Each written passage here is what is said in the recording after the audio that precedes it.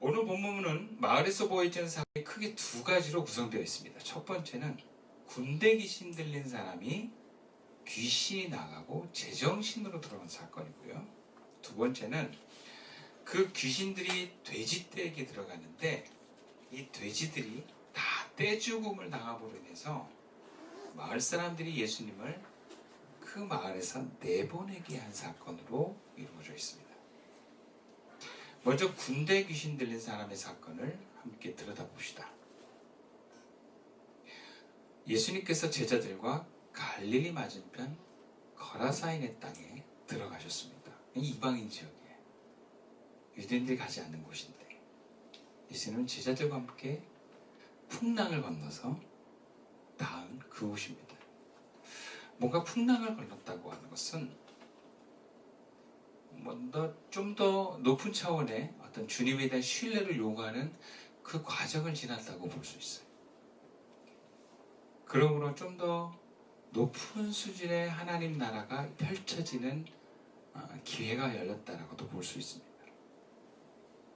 예수님이 이제 무태 오르셨는데 오르시자마자 그 동네에서 어둠의 영에 사로잡힌, 강력한 어둠의 영에 사로잡힌 사람과 마주하게 됩니다.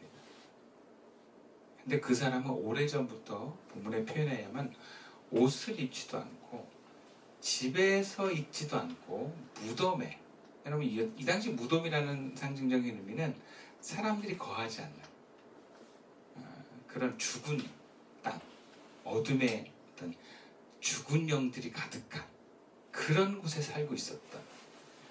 그러면서 자신을 고통스럽게 하는 삶을 살고 있는, 한마디로 인간답지 못한 그런 삶을 살고 있는 사람이었다는 것을 이야기합니다. 제정신이 아닌 거죠. 근데 놀랍게 그 사람이 예수님을 보고 그 앞에 와서 엎드립니다. 예수님이 찾아간 게 아니라 그 사람이 예수님을 보고 왔어요. 그 막 말을 하는데 그 말의 내용을 보니까 그 제정신의 사람의 말이 아니고 그 사람 안에 있는 마귀의 말입니다. 본문 28절 말씀이에요. 예수를 보고 부르짖으며 그 앞에 엎드려 큰 소리로 불러 이르되 지극히 높으신 하나님의 아들 예수여, 당신이 나와 무슨 상관이 있나이까? 당신께 구하오니 나를 괴롭게 하지 마옵소서 하니. 그래요. 마귀는 예수님을 알아봅니다. 그리고 자신을 괴롭게 하지 말라고 합니다. 근데 그 괴롭게 한 내용들에 대해서 그 내용이 그 다음 절에서 이야기를 해줍니다. 29절 말씀이에요. 이는 예수께서 이미 더러운 귀신을 명하사 그 사람에게서 나오라 하셨습니다. 귀신이 가끔 그 사람을 붙잡음으로 그를 쇠사슬과 고랑에 매어 지켰을 때 그 맨 것을 끊고 귀신에게 몰려 광야로 나갔더라. 여러분, 예수님이 그 귀신 들린 사람을 보고 이미 선포하신 거예요.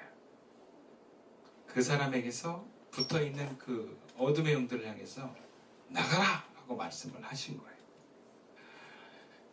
아마 이 귀신들은 자신들이 사로잡고 있는 이 사람에게서 나가는 것을 괴로워하는 것 같습니다. 어찌되었든 귀신은 예수님과 함께 있을 수 없습니다. 예수님 앞에 직면되는 순간 귀신은 나가야 돼요. 사람이 귀신을 드러내지 않고 그 마음속에 꽁꽁 숨겨놓을 때는 나갈 필요가 없어요. 왜냐하면 사람 자체가 그 어둠의 영이 사라지기를 원하지 않기 때문에. 예를 들자면 여러분, 바리새인들과 같은 하나님의 뜻을 거부하면서 예수님을 죽이려 하는 사람들이 그럼 귀신이 없었을까요? 어둠의 영이 작용하지 않았을까요? 누군가를 해하고 억울하게 죽이려고 하는 그 사람에게 어둠의 영은 더 강력하게 자리 잡고 있었을 것입니다. 근데 예수님을 만나도 귀신은 나가자 얘기하지 않아요. 왜? 그 바리새인들이 안에 있는 어둠의 마귀들을 나가기도 원치 않고 드러내지도 않았기 때문에. 근데 이 사람의 경우는 달라요. 이 사람은 자신 안에 자기를 괴롭히는, 제정신 못 차리게 하는 이 귀신들이 나가길 원했었던 것 같아요. 그리고 이미 충분히 밖에서 자신의 모습에 사로잡힌 모습으로 노출되어 있습니다. 여러분, 드러나고 노출된 어둠의 영들은요, 예수님을 직면하면 떠날 수밖에 없습니다. 떠나기를 간구합니다. 예수님 앞에 나온 모든 사람은 그렇게 어둠의 영들이 쫓겨나가는 줄로 믿습니다. 근데 우리는 이 사건의 내용을 자신에게 적용하지 않으려고 합니다. 우리가 그렇게 미친 사람이 될 만큼 강력한 마귀에게 사로잡혔다라고 인정하지 않기 때문입니다. 그리고 한국 사람이 가지고 있는 귀신이라고 하는 단어 자체가 약간 왜곡되어 있어요. 성경에서 말하는 귀신과 한국 사람이 생각하는 이미지의 귀신이 좀 달라요. 그래서 제가 오늘 본문 표현에 마귀라고도 하고 어둠의 영이라고도 표현하는 건 우리가 그 의미를 좀 성경적으로 바라볼 수 있어야 하기 때문입니다.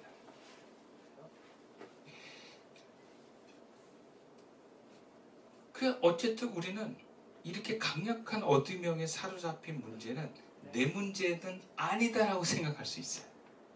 저거는 약간 정신 나간 사람의 문제야. 저거는 뭔가 남을 해하는 법적으로 크게 문제가 되는 악한 사람들에게 적용되는 거야 라고 얘기를 할 수 있어요. 그러면서 나는 이 본문에 나오는 군대 귀신 들린 사람과 아무런 관련이 없다라고 확신할 수 있어요. 그러나 우리가 다시 한번 말하지만 성경의 메시지는 남이 아니라 늘 나 자신에게 주어지고 적용되는 말씀이다라고 봐야 합니다. 그런 관점에서 우리는 군대 귀신 들린 사람을 내 안에서 볼 수 있어야 됩니다. 그럼 내 안에 군대 귀신이 있어요. 인정하십니까?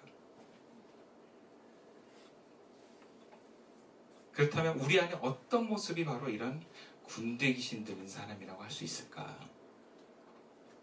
아마 성경에서도 이렇게 강하고 많은 귀신 들린 사람에 대한 묘사가 여기밖에 없어요.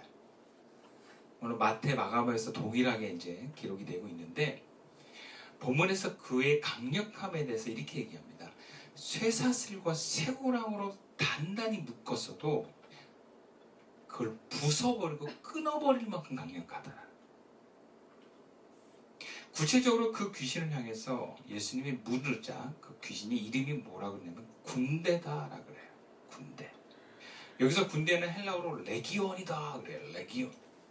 이 레기온은 로마 군대의 군단이라는 단어에 해당됩니다.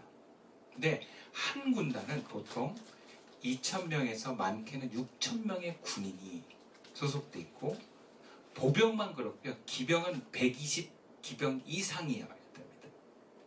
그래서 오늘날로 얘기하면 사단장 중에서도 로마에서 군단이 많아야 6개에 넘지 않거든요.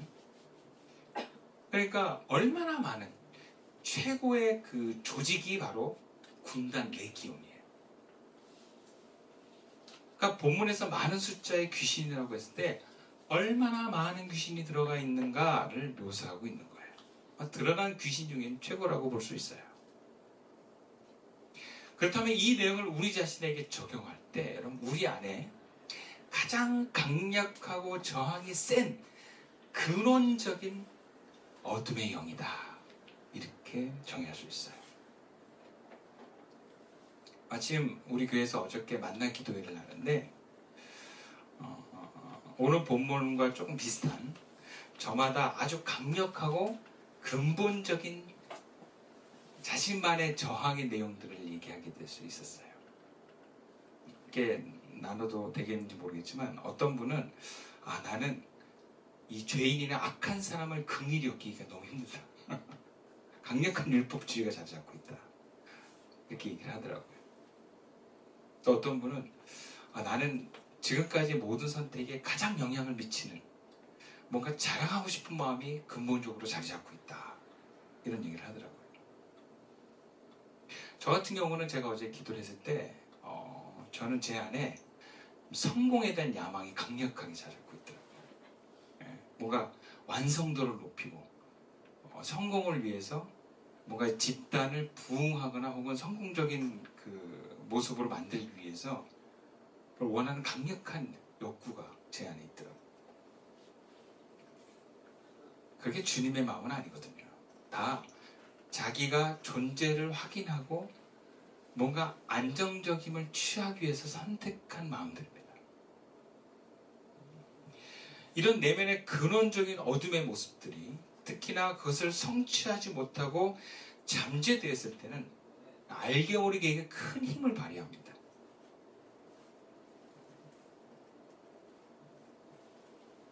이런 내면의 근원적인 어둠들의 모습들은 어떤 한과 같은 덩어리들로 내 마음속에서 오늘 본문에 군대 귀신과 같다라고 적용할 수 있습니다. 보통 신앙인들이 착각하는 것 중에 하나가 어둠의 영들은 내 몸 밖에서 비상식적인 행동을 할 때 역사한다라고 확신할 수 있어요. 그렇게 생각을 합니다. 그런데 사람마다 하나님의 뜻을 저버리고 나를 통해서 하나님의 생명이 흘러가기를 거부하는 그 어둠의 덩어리들, 이 모든 것들이 귀신의 역사고 마귀의 역사고 어둠의 영의 역사인 줄 믿습니다. 이런 게 다 같은 거예요. 이것이 어떤 경우에는 내 삶에 큰 방해가 안 될 수도 있고, 아니면 어쩌면 지금까지 이 힘으로 중심을 갖고 선택하며 살아왔는지는 모르겠지만, 예수님께서는 이 강력하고 근원적인 어둠의 영을 향해서 결국에 하나님의 말씀을 순종하지 못하게 하는, 열매 맺지 못하게 하는 것들을 제거하기로 원하십니다. 이것을 바로 거룩함이다 라고 해요. 또 다른 표현으로 온전해지는 것이다 라고 얘기를 하는 것입니다. 여러분, 하나님이 우리에게 원하시는 삶은 조금 나아지는 게 아니에요. 여러분, 거룩은 조금 깨끗한 걸 거룩이라고 하지 않습니다. 죄가 없는 상태를 거룩이라고 그래요. 하나님의 영으로 가득 찬 걸 온전하다, 즉 완전하다라고 얘기를 하는 것입니다. 여러분, 주님 우리가 그렇게 변화되기를 원하세요. 이것이 시간이 걸린다 할지라도 내 안에 내 인생의 전부를 차지하는 어떤 내 삶의 근원적인 목표와 방향이라 할지라도, 이것이 삶의 이유라 할지라도 이것이 주님으로부터 오는 것이 아니라면 걷어나기를 원하시는 거예요. 많은 경우 이런 근본적인 강력한 어두움은 많이 타협하고 묻어져 버린 경우가 많습니다. 직면하는 것이 너무 힘들고 또 살아가는 게 너무 불편하기 때문에 그냥 적당하게 타협하고 끝난 경우가 많아요.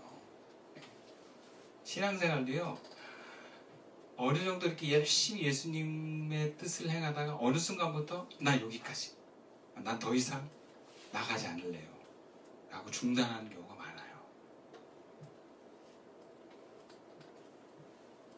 그것은 선교사나 목사님들의 역할이라고 생각하는 성도들이 많습니다. 그러나 이런 근본적인 강력한 어둠을 해결하지 않고 묻어버리면요, 내 삶과 혹은 내 자녀들에게까지 이 어둠의 영은 역사하기 시작합니다.